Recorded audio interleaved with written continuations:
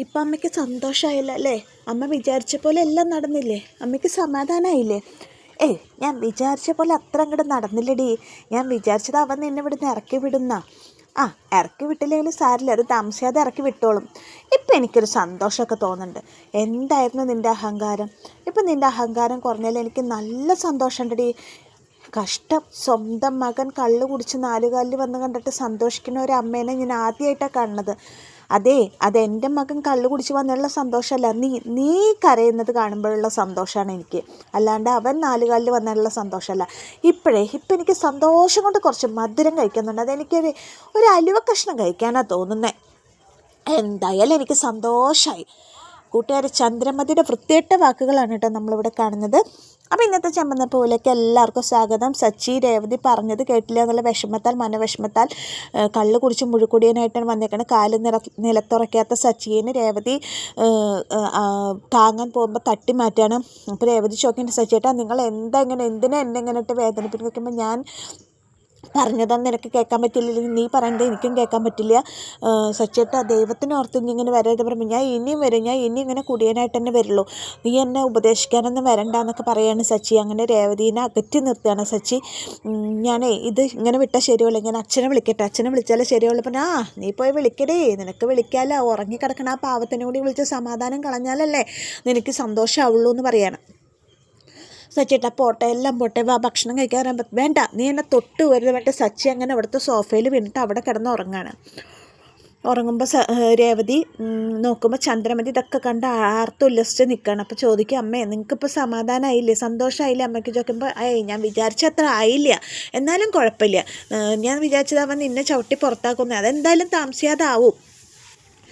സ്വന്തം മകൻ കള്ളു കുടിച്ച് വന്നിട്ട് സന്തോഷിക്കുന്ന ഒരു അമ്മേനെ ഞാൻ ആദ്യമായിട്ട് കാണാമെന്ന് പറയുമ്പോൾ, അവൻ കുടിച്ചാലല്ലടി എനിക്ക് സന്തോഷം, നീ കരയുന്നതില്ല എനിക്ക് സന്തോഷം.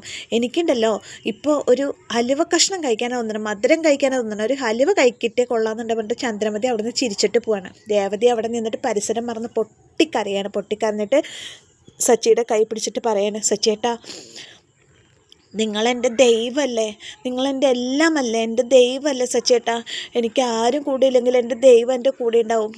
ഞാനിപ്പോൾ ഒറ്റപ്പെട്ട അവസ്ഥയിലാണെങ്കിൽ എൻ്റെ ഒറ്റപ്പെടലിൽ എൻ്റെ ദൈവം എൻ്റെ കൂടെ ഉണ്ടാവും സച്ചേട്ടാ. ഞാൻ ഒന്നും ചെയ്തിട്ടില്ല സച്ചേട്ടനെ വിഷമിപ്പിക്കാൻ വേണ്ടിയിട്ട് പറഞ്ഞിട്ട് സച്ചിയുടെ കൈ പിടിച്ചിട്ട് പൊട്ടിക്കരയാണ് രേവതി.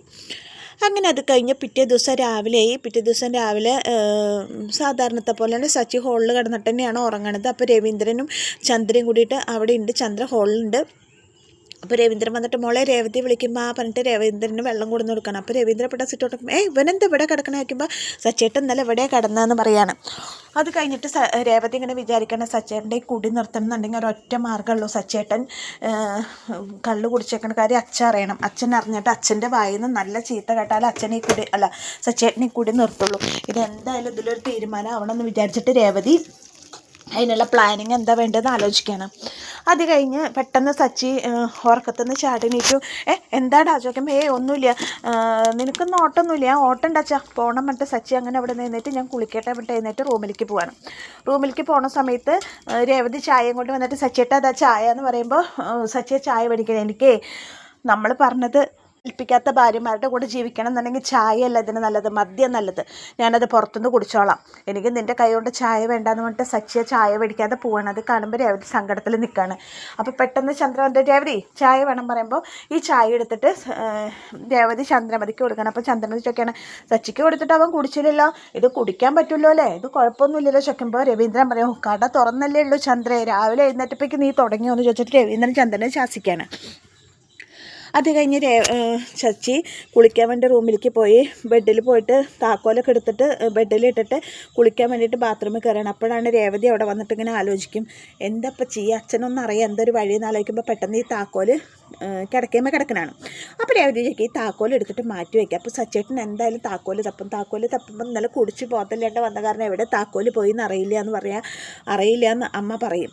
അങ്ങനെ പറയുമ്പോൾ എന്തായാലും അച്ഛൻ്റെ അടുത്ത് നിന്ന് ചീത്തയൊക്കെ പറഞ്ഞിട്ട് രേവതി മെല്ലെ സച്ചിയുടെ കുടി നിർത്താൻ വേണ്ടി താക്കോലെടുത്ത് അവിടെ നിന്ന് പോവാണ്. അപ്പോൾ സച്ചി കുളിക്കുകയാണ് കേട്ടോ കുളിമുറിയിൽ. അത് കഴിഞ്ഞ് കുളിയൊക്കെ കഴിഞ്ഞ് വന്ന് സച്ചി മുടിയൊക്കെ ചീവി നോക്കുമ്പോൾ താക്കോല് കാണില്ല. സച്ചി അവിടെ മുഴുവൻ ഞാൻ ഇവിടെയാണല്ലോ വെച്ച് കാണാനില്ലല്ലോ എന്ന് വിചാരിച്ചിട്ട് സച്ചി ഇങ്ങനെ തപ്പുമ്പോൾ താക്കോല് കാണില്ല. എന്നിട്ട് സച്ചി ഹോളിലേക്ക് വരികയാണ്. ഹോളിൽ വന്നിട്ട് താക്കോല് തപ്പിക്കൊണ്ടിരിക്കണം. അപ്പോൾ എന്താടാ നീ തപ്പി നോക്കുമ്പോൾ അല്ല അച്ഛാ ഞാനിവിടെ താക്കോല് വെച്ചിട്ടുണ്ടായിരുന്നു, എവിടെയോ വെച്ച് എൻ്റെ കാറിൻ്റെ ചാവി കാണുന്നില്ല, അതാണ് തപ്പണമെന്ന് പറയും. അപ്പോൾ ചന്ദ്ര പറയും എങ്ങനെ കാണാനാ, 4 കാലിലല്ലേ വരവ്, പിന്നെ എങ്ങനെ കാറിൻ്റെ ചാവി കാണാനാ പറയുമ്പോൾ രവീന്ദ്രൻ എന്താടാ അല്ല ഇന്നലെ മകൻ്റെ നാടകമൊന്നും കാണാൻ പറ്റിയില്ലല്ലോ, ആട്ടം കാണാൻ പറ്റിയില്ലല്ലോ, അപ്പോഴേക്കും നിങ്ങൾ ഉറങ്ങിയില്ലേ, 4 കാലിലായിരുന്നു വരവ്, എന്തായിരുന്നു ഇന്നലെ ഇവിടെ, അവൾക്കും കിട്ടിയിട്ടുണ്ട് വേണ്ടത് എന്ന് പറയും. അപ്പോൾ രേവതി ഇങ്ങനെ അത് കേട്ടിട്ട് ഒന്നും മിണ്ടാതിരിക്കുമ്പോൾ രേവതിയോട് ചോദിക്കും മോളെ സത്യം പറ ഇവൻ നല്ല കുടിച്ചിട്ടാണ് വന്നത് ചോദിക്കും. അപ്പോൾ രേവതി ഒന്നും മിണ്ടില്ല. അപ്പോൾ രവീന്ദ്രൻ പറയും എന്തായാലും സച്ചിനെ പറ്റിയിട്ട് എനിക്ക് നല്ല സമാധാനമായിരുന്നു, കാരണം നീ വന്നതിന് ശേഷം സച്ചി അങ്ങനെ കുടിച്ചിട്ട് രാത്രി നേരം വൈകിട്ട് വന്നിട്ടില്ലേ, മറ്റേത് അവനെ കാത്തിരിക്കുന്നത് ഞാനായിരുന്നു, രാത്രി അവൻ വരണ വരെ എൻ്റെ മനസ്സിൽ തീയായിരുന്നു, ഞാൻ അവിടെ ഇങ്ങനെ ഉറങ്ങാതെ കാത്തിരിക്കും, പക്ഷെ മോള് വന്നതിന് ശേഷം എനിക്ക് അതിനെപ്പറ്റി ചിന്തിക്കേണ്ടി വന്നിട്ടില്ല എന്നൊക്കെ പറയും. അപ്പോൾ രേവതി ഒന്നും മിണ്ടില്ല. പറ ഇവൻ നല്ല കുടിച്ചിട്ടാണ് വന്നത് ചോദിക്കുമ്പോൾ രേവതി മിണ്ടില്ല. അപ്പോൾ ചന്ദ്രമതി പറയും കണ്ടില്ലേ തല കുമ്പിട്ട് നിൽക്കണം, അതിൽ നിന്ന് തന്നെ മനസ്സിലാക്കി കൂടെ കള്ളത്തരാണെന്ന്, അവൻ ഇന്നലെ 4 കാലിലാണ് വന്നത്, എന്നിട്ടാണ് അവൻ ഈ സോഫയിൽ കിടന്നത് എന്നൊക്കെ പറയും ചന്ദ്രമതി. അപ്പോൾ സച്ചിയോട് ചീത്ത പറയും രവീന്ദ്രൻ നിനക്ക് എത്ര പറഞ്ഞാലും മനസ്സിലാവടാ, നീ നന്നാവാനുള്ള ഉദ്ദേശമില്ലേ, നീ എന്തിനാണ് അങ്ങനെ കുടിക്കണം, നീ ഒരു കാര്യം ചെയ്യും, നീ കുടിച്ചു കഴിഞ്ഞാൽ പിന്നെ എന്തിനാ ഇങ്ങോട്ട് വരണം, നീ കുടിച്ചോടെ തന്നെ കിടന്നോ, അവിടെ തന്നെ താമസിച്ചോ, പിന്നെ ഈ പടി കിടക്കരുത്. രേവതി ഞാൻ രേവതിയോട് 100 പ്രാവശ്യം പറഞ്ഞിട്ടുണ്ട് അവനെ പറഞ്ഞ് മനസ്സിലാക്കണം, നീ ഇവനെ പറഞ്ഞ് മനസ്സിലാക്കേണ്ട ചുമതല മോൾക്കാ, ഇനി നാളെ മേലാക്കാൻ അവൻ ഇവിടെ കുടിച്ച് വന്നിട്ടുണ്ടെന്നുണ്ടെങ്കിൽ വാതിൽ അവന് തുറന്നു കൊടുക്കരുത്, ആ സിറ്റ് ഔട്ടിലെങ്ങാനും പോയി കിടക്കട്ടെ, മനസ്സിലായില്ലേ ചോദിക്കും. അപ്പോൾ രേവതി ആ ശരി അച്ഛാന്ന് പറയും. കാറിൻ്റെ ചാവി ആരെങ്കിലും കണ്ടോ എന്ന് ചോദിക്കും സച്ചി. അപ്പോൾ രേവതി പറയും സച്ചേട്ടൻ നല്ല അടുക്കളയിലേക്ക് വന്നിട്ടുണ്ടായിരുന്നില്ലേ, ഞാൻ അവിടെ എങ്ങാനും ഉണ്ടോ എന്ന് നോക്കട്ടെ. വിട്ട് രേവതി മെല്ലെ ഇവിടുന്ന് എസ്കേപ്പ് അടിക്കും, കാരണം രേവതിയുടെ കയ്യിൽ ആ ചാവി രേവതിയാണല്ലോ എടുത്ത് വെച്ചേക്കണേ. എന്നിട്ട് മെല്ലെ അടുക്കളയിൽ പോയിട്ട് ചാവി എടുത്ത് വെച്ചേക്കണ പാത്രത്തിൽ നിന്ന് ചാവി എടുത്തു വന്നിട്ട് അടുക്കളയിലുണ്ടായിരുന്നു ചാവി വരുമ്പോൾ ചാവി മേടിക്കാൻ വരുമ്പോൾ സച്ചി പറയും ഞാൻ ഇന്നലെ അടുക്കളയിലേക്ക് വന്നില്ലല്ലോ, സച്ചേട്ടൻ ഇന്നലെ അടുക്കളയിൽ വന്നിട്ട് ചാവി എവിടെ വെച്ചിട്ടാണ് വന്നത് എന്ന് പറയും. അപ്പോൾ സച്ചി ഒന്നും ഉണ്ടല്ലോ രേവതിനെ ഇങ്ങനെ ക്രൂരമായിട്ട് നോക്കിയിട്ട് ആ ചാവി മേടിക്കുകയാണ്. അങ്ങനെ അത് കഴിഞ്ഞ് രവീന്ദ്രൻ്റെ അടുത്ത് നിന്ന് വയറ് നിറയെ ചീത്ത കേട്ട് സച്ചിക്ക് കുടിച്ചതിന് അത് കഴിഞ്ഞു. എന്നിട്ട് രേവതി അടുക്കളയിൽ പാത്രം കഴിക്കുമ്പോൾ സച്ചി വന്നിട്ട് പറയും എനിക്കറിയാം ഈ ചാവി നീ മനഃപൂർവ്വം മാറ്റി വെച്ചതെന്ന് എനിക്കറിയാം, അച്ഛൻ്റെ വായിൽ നിന്ന് എന്നെ ചീത്ത കേൾപ്പിക്കാൻ വേണ്ടിയിട്ടല്ലേ നീ ഇത് ചെയ്തത്, എനിക്കറിയാം ഞാൻ കുടിച്ചു വന്നു എന്ന് അച്ഛനെ ബോധിപ്പിക്കണം, അതിന് വേണ്ടിയിട്ടല്ലേ നീ ഇപ്പോൾ ഇത് ചെയ്തത്, അതറിഞ്ഞാലല്ലേ അച്ഛൻ എന്നെ വഴക്ക് പറയുള്ളൂ, മനഃപൂർവ്വം നീ മാറ്റിയതാണെന്ന് എനിക്കറിയാം, അതെ ഞാൻ മനഃപൂർവ്വം മാറ്റിയതാണ്, നിങ്ങൾ ഇന്നും കുടിച്ചിട്ട് തന്നെ വരും, അച്ഛൻ അത് അറിഞ്ഞ് അച്ഛൻ ചീത്ത പറഞ്ഞാലേ നിങ്ങൾ കുടി നിർത്തുള്ളൂ, നിങ്ങളിങ്ങനെ കുടിച്ചിട്ട് വന്നാലേ നിങ്ങളുടെ ആരോഗ്യമാണ് നശിക്കുക, എൻ്റെ ആരോഗ്യത്തിനെ പറ്റി നീ ചിന്തിക്കണ്ട, ഞാൻ ഇനിയും കുടിക്കും, ഞാൻ ഇനിയും കുടിച്ച് തന്നെ വരുള്ളൂ, നീ ആരാ എൻ്റെ കാര്യത്തിൽ തീരുമാനിക്കാൻ, സ്വന്തം ഭർത്താവിനെ വില വയ്ക്കാത്ത ഭാര്യയല്ലേ നീ, അപ്പം പിന്നെ എൻ്റെ കാര്യത്തിൽ അഭിപ്രായം പറയേണ്ട ആവശ്യമില്ല നിനക്ക് എന്നൊക്കെ പറഞ്ഞിട്ട് രേവതിയോട് വഴക്കിട്ടിട്ട് സച്ചി അവിടെ നിന്ന് ഇറങ്ങി പോവാണ്. അപ്പോൾ രേവതി അവിടെ ഇങ്ങനെ നിന്ന് കരയാണ് കേട്ടോ. അങ്ങനെ അത് കഴിഞ്ഞു. സച്ചിക്ക് ഓട്ടം വിളിച്ചിട്ടുള്ള സ്ത്രീ അവിടെ കരഞ്ഞുകൊണ്ട് റോട്ടിൽ കാത്തു നിൽക്കുകയാണ്. അപ്പോൾ സച്ചി വന്നിട്ട് സ്ത്രീയോട് ചോദിക്കും മാഡം നിങ്ങളാണ് എന്നെ വിളിച്ചു ചോദിക്കുമ്പോൾ അതേ പറയും, എന്ന് കയറിക്കോള് പറയും. അപ്പോൾ സ്ത്രീ കരഞ്ഞുകൊണ്ടാണ് കാറിൽ കയറുന്നത്. അപ്പോൾ സച്ചി ഇങ്ങനെ കണ്ണാടി കൂടെ നോക്കുമ്പോൾ ആ സ്ത്രീ ഇങ്ങനെ കരയുന്നുണ്ട്. അപ്പോൾ എന്താ മാഡം കരയണ ചോദിക്കുമ്പോൾ ഒന്നുമില്ല ഏട്ടാ പറയും. അപ്പോൾ സച്ചി നോക്കുമ്പോൾ വീണ്ടും ഉറക്കെ കരയണ സ്ത്രീ കാറിൻ്റെ ഉള്ളിൽ ഇരുന്നപ്പോൾ പറയും മാഡം എന്താണെങ്കിലും പറഞ്ഞോളൂ, നിങ്ങൾ എന്നെ ഒരു അന്യനെ പോലെ കണക്കാക്കണ്ട, നിങ്ങൾക്ക് എന്നെ ഒരു സഹോദരനെ പോലെ കരുതാം, എന്തെങ്കിലും പ്രശ്നമുണ്ടോ, ഞാൻ ഇടപെടണോ, നിങ്ങൾക്ക് എന്ത് സഹായം വേണമെങ്കിലും എന്നോട് ചോദിക്കാം, എന്നെ കൊണ്ട് പറ്റാവുന്ന കാര്യമാണെങ്കിൽ ഞാൻ ചെയ്തു തരാം മാഡം, എന്താണെങ്കിലും പറഞ്ഞോളൂ പറയും. ഒന്നുമില്ല ഏട്ടാ പറയും. പിന്നെ എന്തിനാ നിങ്ങളിങ്ങനെ കരയണേ, നിങ്ങൾ എവിടേക്കാണ് പോകണ്ടേ, മെഡിക്കൽ കോളേജിലേക്കാണ് ഏട്ടാ, പിന്നെ എന്തിനാ നിങ്ങളിങ്ങനെ കരയണേ, നിങ്ങൾക്ക് എന്താ വല്ല അസുഖമുണ്ടോ, എനിക്ക് അസുഖമൊന്നുമില്ല, പിന്നെ എന്താ നിങ്ങളുടെ പ്രശ്നം, എൻ്റെ ചേട്ടൻ വയ്യാതെ മെഡിക്കൽ കോളേജിൽ കിടക്കുകയാണ്, എന്താ ചേട്ടൻ അസുഖം, പനിയാണ്, പനി വന്നിട്ട് അധികമായതാണ് എന്ന് പറയാണ്.